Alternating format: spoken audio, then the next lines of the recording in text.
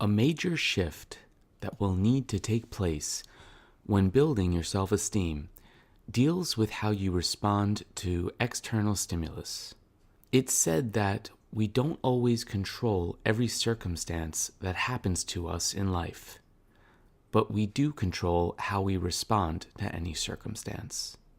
By maintaining composure and forming the habit of having a response to something, rather than a reaction, you will have greater control over yourself. That action alone reinforces your self-efficacy and your confidence to handle anything thrown before you. Now, what do I mean exactly when I say forming the habit of having a response rather than a reaction? When you're stimulated, circumstantially or socially, you're forced to provide a counteraction. If someone says hello, you are now in a position to greet them back. When someone asks you to do something at work, you are now in a position to confirm or deny their request. When you are accused of an offense, your counter-explanation or denial is expected. The yin and yang of every social dynamic creates a game of ping pong in which you must reply to any assertion made in your direction. When an individual with low self-esteem engages in this dynamic, more often than not, their return is enshrouded with anxiety, nervousness, and subtle self-doubt. This is what I like to define as a reaction to the other person's gesture. The difference between having a reaction and a response is that a response is calculated, calm, and backed by a strong inner belief. When you unthinkingly react in conversation, your retort is often quick, somewhat defensive, and fearful. Even if these feelings aren't overt, they inhibit your effectiveness in the situation and disempower your ability to represent your best self. The trick to overcoming this skittish mentality is to quite simply slow everything down. Your voice, your movements, your gestures, and the rate of your response should all be taken back to nearly half speed. Obviously, you don't want to engage with another person in slow motion. That would be a bit off-putting.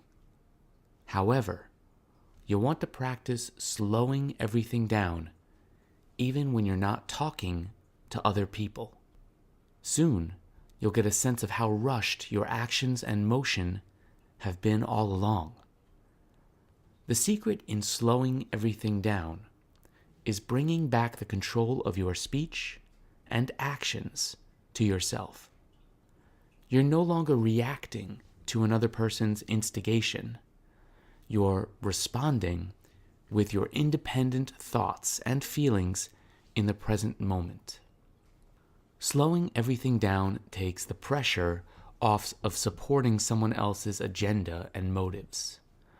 You bring the focus back to what is important, your own agenda and motives. Remember, it's your world. You steer the ship, and you decide where this journey leads. Don't let anyone else drive your attention and force you to react to them. Respond on your own terms and with your own beliefs. Slowing everything down means letting your phone ring for a couple of extra rings before picking it up. Slowing everything down means finishing the drink in your hand before answering the doorbell. Slowing everything down means when someone calls your name from across a room, you ever so slowly turn your head in their direction, make eye contact, and then respond to their call in a delayed, controlled, confident tone. Slowing everything down means your walk is deliberate and without fear. Every step lands solidly on the ground, planting you in place and pushing you into your next stride.